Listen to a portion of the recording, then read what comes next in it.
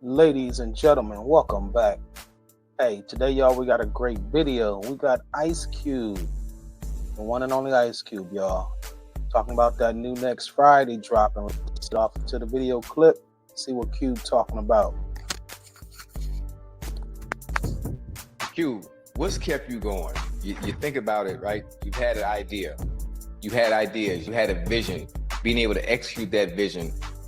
Big Three, obviously, just coming off its most viewed season. How does it feel to watch something you created grow massively and become a cultural phenomenon? It's amazing. It's really the beauty of our minds. We can manifest. Everything you see around you, came out the back of somebody's mind. Yeah. And they work to make it a reality. And so I think that's our purpose, is to create, to always, manifest, so to speak, our ideas and our thoughts, try to make them a reality. And then, in what I do, it's all about really making it where people can enjoy it. So you bring a comedy like Friday out the back of your mind, and then people enjoy it all over the world. Yeah. And it's gonna be here, after I'm gone, it's gonna still be here making people laugh.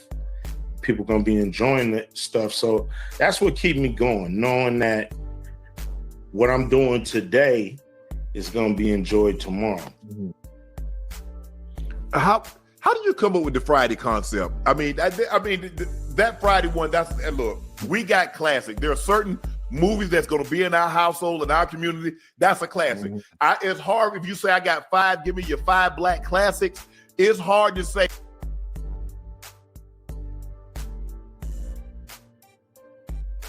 Life isn't in there. I would say probably Harlem Nights, Coming to America, Coming to America, Car Wash. Things like that. Penitentiary. Cuba, I don't know if you remember Penitentiary. Yeah, I love Penitentiary. Right. Yeah, man. Come on now. Yeah, man. Leon Isaac Kennedy, man. Come on, bro. Yeah. Yeah. But to come up with that idea, you said a lot of times you'd have an idea, you put pen to paper in this. And did you know when you were writing this and when it came out and you finished shooting, you wrap, because if I'm not mistaken, you finished Friday in 21 days, correct? We finished shooting it in 20 days. We shot it finished in 20 days. Did you know it was going to do this? Did you know it would be this? 30 plus years later, people are still talking about classic. Well, me and DJ Pooh, we we in the studio, we make music, but we laugh a lot, and we love the classics. You mentioned some of them. And we wanted to have one. And we was, watching people like Robert Townsend, who he had amazing specials, and Hollywood he has Shuffle, an amazing movie, Shuffle that's brilliant. We were saying, what they was doing with In Living Color, and it was like, it was so many hard movies coming out about our neighborhood, from in the Hood to Menace to Society. And we was like,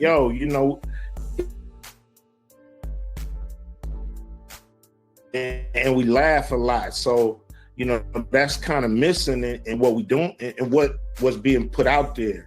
So we wanted to do a movie about the neighborhood and kind of turn things on their ear and laugh, about some of the things that was happening instead of crying about it. And record, edit, and share your content, all in. Let's get these sponsors up out of here, y'all. Hit the like button, subscribe, share. And just like y'all, I've been waiting for this new Friday movie too. About time Ice Cube drop it. Let's go. And so, when you grow up in a neighborhood like ours, everybody got a dark sense of humor, so it's easy to turn something funny, something that, could be considered a tragedy. People figure out a way to make light of it and laugh about it and not always cry about it. So, you know, that's what we was doing. We was taking real situations that we had grew up with, and you know, we squozing into one movie, and you know, we set out to make a hood classic, and that's what we did.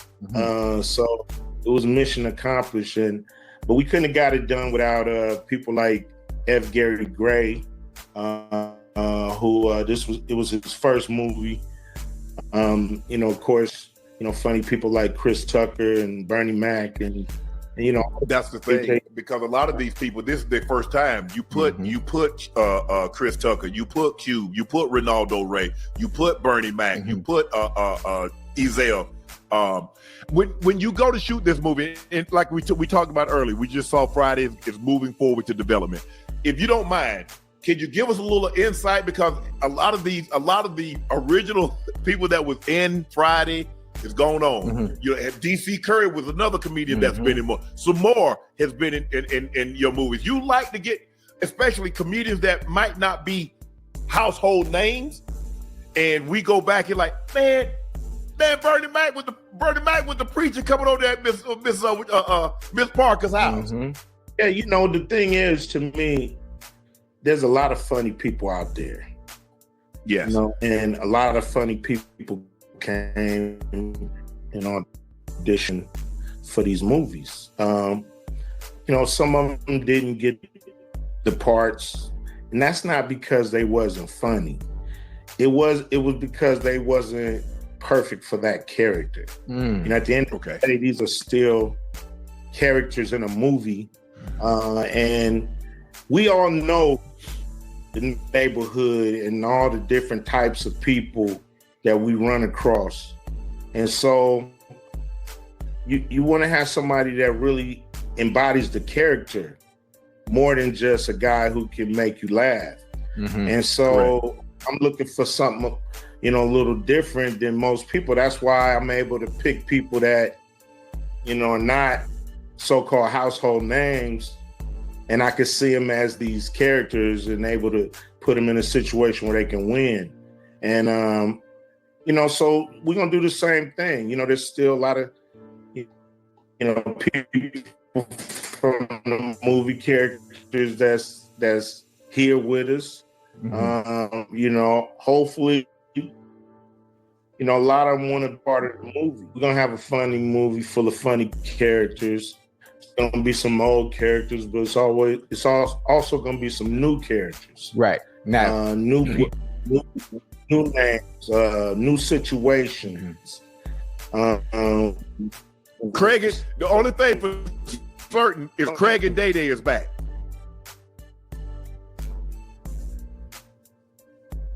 Without a doubt. Cube, you got to upgrade. You might need to get that Boost Mobile bundle put in there, because your Wi-Fi tripping. Is that right? That's me? I thought that's you. Yeah, that's you. I thought that was you, man. I got full. Nah, don't do that, Cube. Don't do that. Don't do full bars, homie. Yeah. Hey, Q. Bars of soap. Hold on. You got bars of soap. That's the only bars you got. Hey. Your internet some trash tonight. Hey, hold on. I'm gonna hook you up with this Boost Mobile bundle. We gonna get the internet right on up, man. All that glory you got back there. Hey, Q. Listen, Cube. I heard everything. I heard everything you said about people fitting the character, not really just wanting people that are funny, people that you can use that fit the mold of the character that you're trying to envision when it comes to shooting this film. So I'm putting my name in the hat. I'm putting my name in the hat early. You know, so if you get everybody, I got a long line, man. Come on, just jump in the line, man. Bring a lunch. Well, listen, if you have any type of auditions, regardless of how long the line is, I'm better than the whole line. I'm not worried about that. Okay. I just need the opportunity. Do your thing, baby. All right. I got something I think you can work with. I'll definitely have you come in and get me crack. Oh yeah, let me know. I got my SAG card too, so you know I'm experienced. I know. Listen, hurry up and wait. I know about that all too well. So just let me know when. Got you. Hey, Cube, man, you are a legend, man. You're a legend. You're an icon. And when I think about it, and I sit back and I think about everything you've done, we talk about 40 years, you know, between Hollywood Walk of Fame star, Rock and Roll Hall of Fame induction, Basketball Hall of Fame recognition. Do any of these accolades hold a particular special place for you? And which one would mean the most to you? Or collectively, do all of them kind of equal the same? Are they all equally yoked?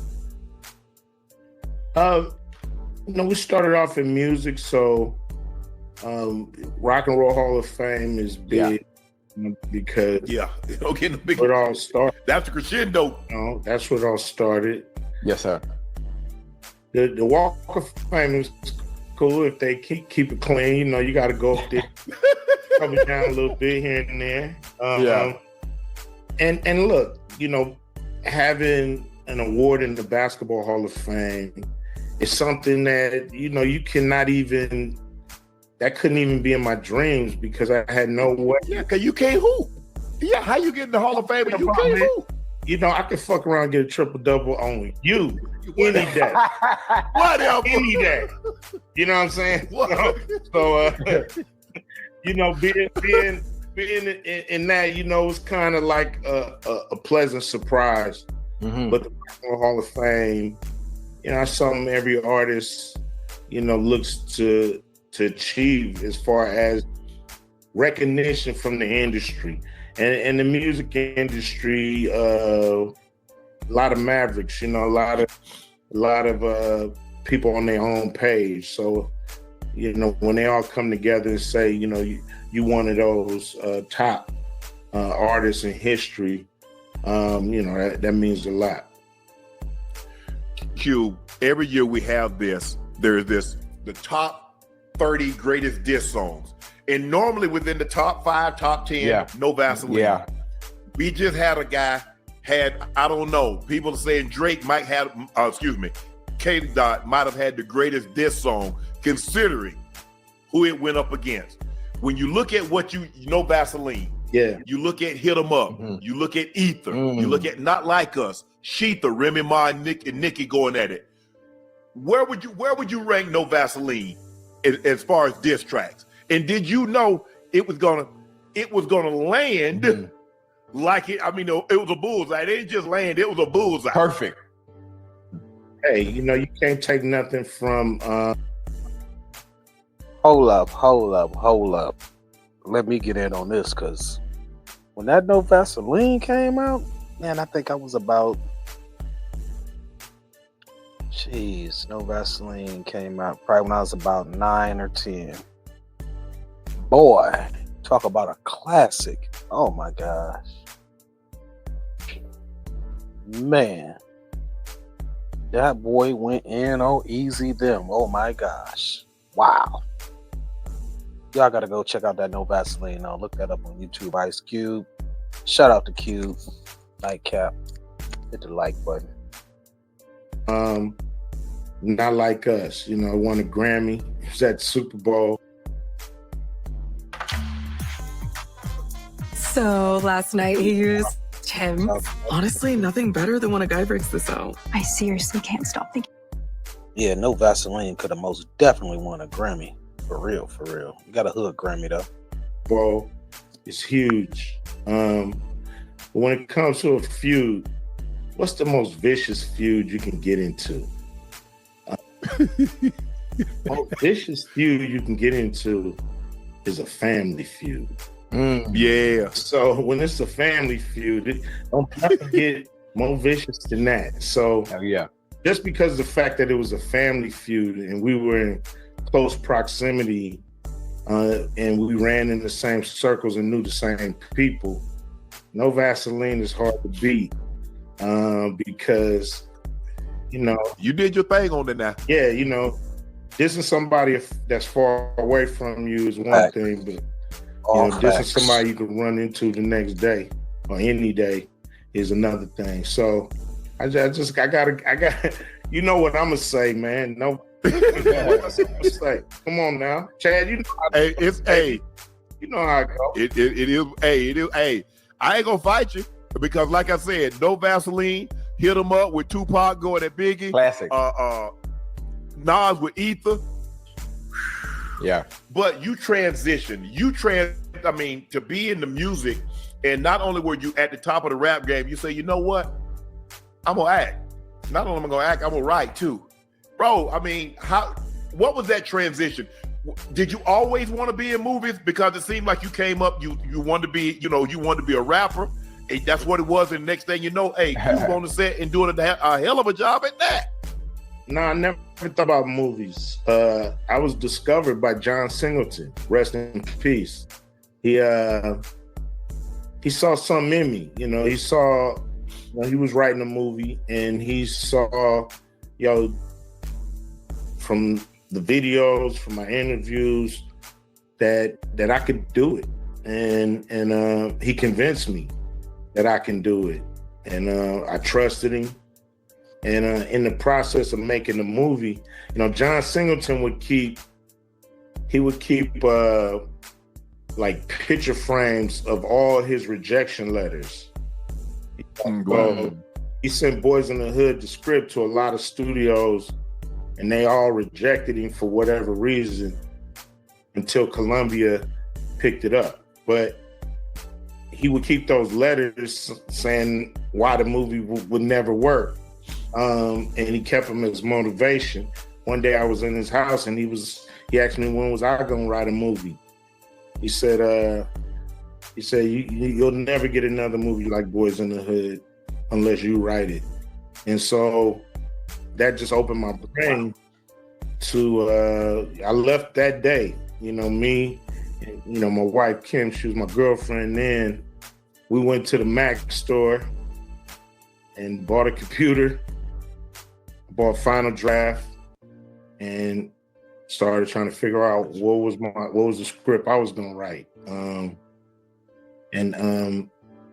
wrote a few, he helped me do it.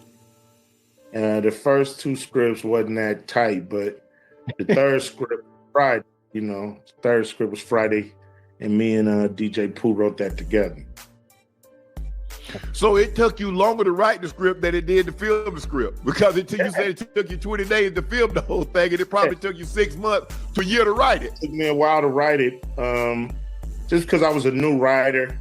Mm-hmm. I had never went to school for it, so I was kind of self-teaching myself the format from the other scripts that I had. Mm-hmm.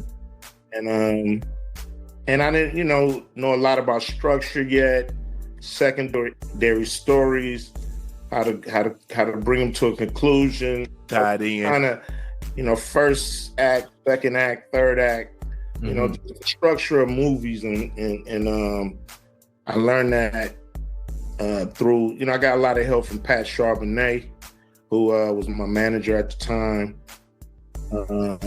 She would help me, proofreading, structure, refining the characters, just making it more movie worthy and less amateurish. And so, we came up with the movie. We had 20 days to shoot it, so we shot, and it's not 20 straight days. Like, it's 5 days a week, weekends off, so a month. So in a month, basically a month. Yeah. That's dope. Hey, but when you shoot a movie like that in such little time, everybody got to hit the marks, Q. Ain't a whole lot of retakes. Ain't a whole Q. Man, look, I've been on sets. I've been on commercial, not a movie, but commercial. Yeah. And when you work around that time, because a lot of times they give you 2 days, they bull job around. They're like, okay, we'll go send you back to your trailer.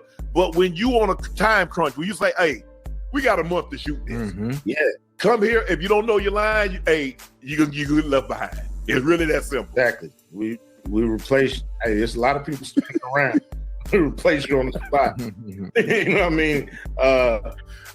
But look, we were hungry. Like I said, F. Gary Gray, it was his first movie. We had done a lot of videos together. Yep. I fought hard for him to get the movie because I thought he was ready. I thought he knew the LA culture. Mm-hmm. He grew up right there. We filmed it on his street. That's F. Gary Gray's street that we filmed the movie on. So he's from the neighborhood, and he knew all the nuances. And so we needed somebody. I didn't want to sit there and have to teach a director why do we need the 6'4" to drop when Right. pull up? And Need to understand it. I don't Yes. need to have to do all that. I need somebody who already know. Right. Yeah. Hey, Q, what's next? Everything you've done, everything you've touched has turned to gold. Everything has been very successful. I'm sure you've had your losses along the way, but you have more wins than L's. What's next for you? You know, have a great season with the big three. You know, this season 8. Yeah. You know, put together an amazing tour for after the season, and then shoot a great movie. Last Friday, people have been waiting a long time. You know, we've lost some people. You know, a lot of people look at me like, Q, why are you taking so long? What the fuck, man? Make the movie. But wasn't on me, you know. If it was on me, we'd have been on like the 7th Friday by now. So that's the way it goes out here in this business. A lot of people attached to the movie who you got to get everybody to sign off for us to be able to trigger. So, you know, thank God we've gotten everything signed off. Now it's all about, you know, the actors who want to be in it, who don't. I'm talking about the OG from the script actors that's been in, you know, the characters that we need to bring back. And then we're gonna put together funny script for the movie. Yeah. I'm ready.